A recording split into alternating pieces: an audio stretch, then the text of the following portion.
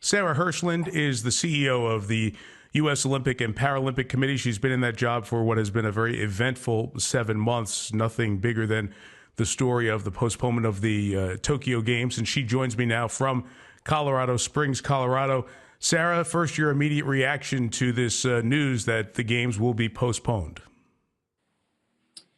Well, Mike, it is clearly the right decision, but that doesn't make it any less difficult. For many of our athletes, it feels a bit like a punch to the gut.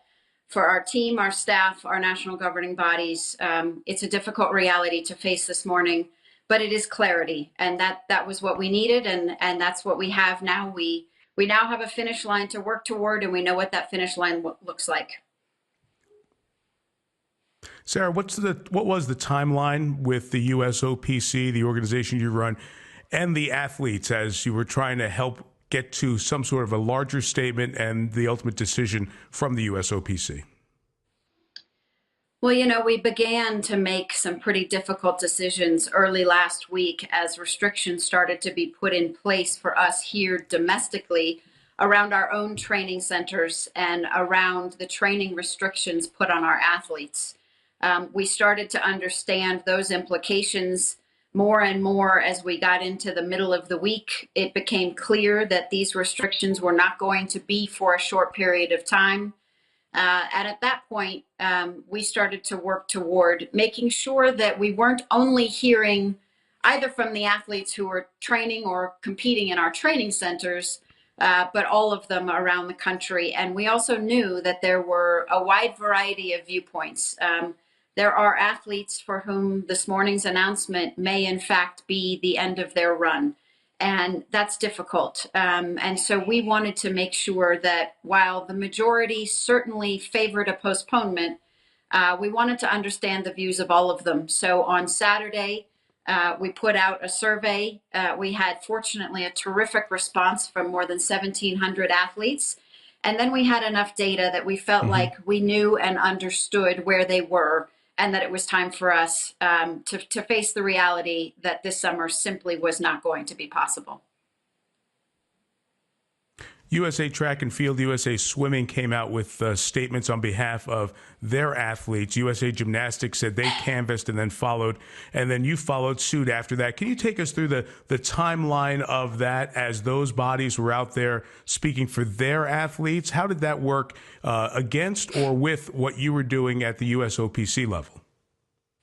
Well, look, feedback is critical. We needed feedback. We were gathering feedback not just from the athletes, but from our national governing bodies. And you saw a couple of them made their feedback and their perspective very public. Others did not, but that didn't mean that we weren't getting the information. And we took the feedback from swimming and track and field no more or less seriously than that from weightlifting and wrestling and our partners at USA Basketball and USA Soccer and all of the sports. And you really want to make sure that you're collecting the totality of perspective and understanding the nuances and the differences. And, Mike, about 50% of our team had qualified. 50% of it was yet to be done.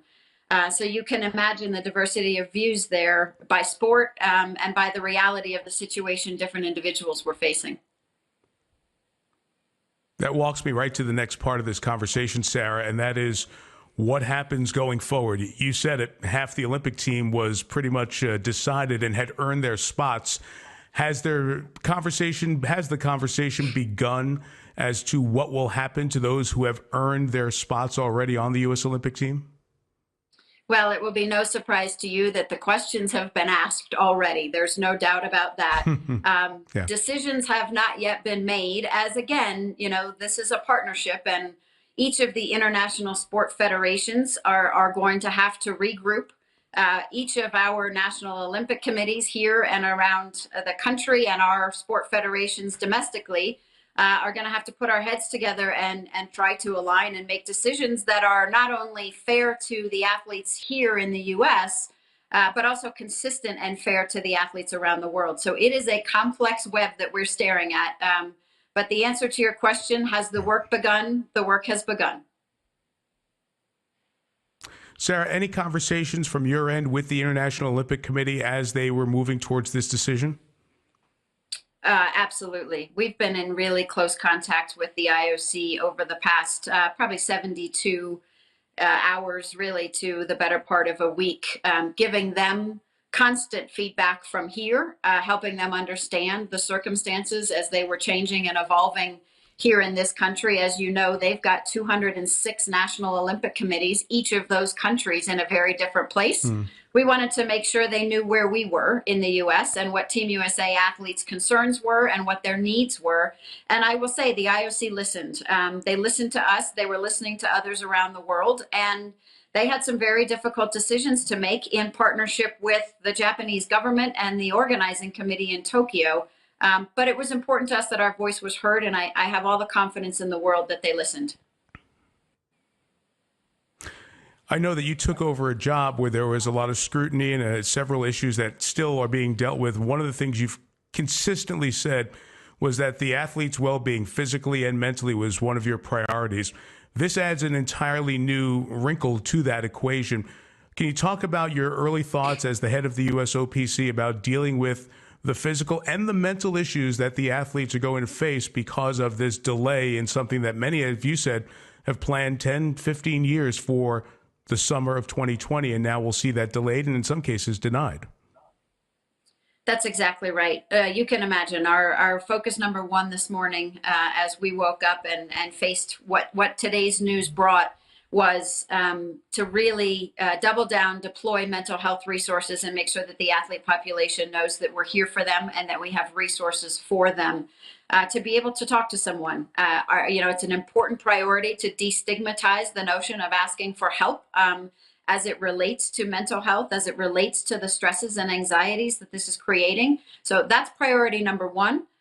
Is to make sure that we reorient resources that, frankly, we were planning for Tokyo and trials, now to be planning for what will be the uncertainty that remains here for the coming days and weeks as we sort through what the future looks like now. And that's priority number one. Obviously, athletes will be eager to reorient their training plans and to build new timelines. They're all incredibly disciplined about those timelines, and now they've got some ability to start to think about a new timeline. Each of them will have an individual circumstance to work through. And our team, not just coaches, but the sports psychologists, the sports physiologists, all of those folks will go to work this morning to start to build those new timelines for the athletes that are going to stay with us and move to Tokyo.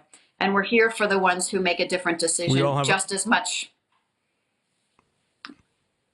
I beg your pardon. We all have a lot of questions to ask, and there will be answers that just aren't there right now. And in due time, we'll ask them, and I'm sure we'll be in conversation a lot between now and hopefully the Tokyo Games next year. Sarah, thank you for joining us, and we wish your family safety and all the best, and we look forward to talking to you down the line.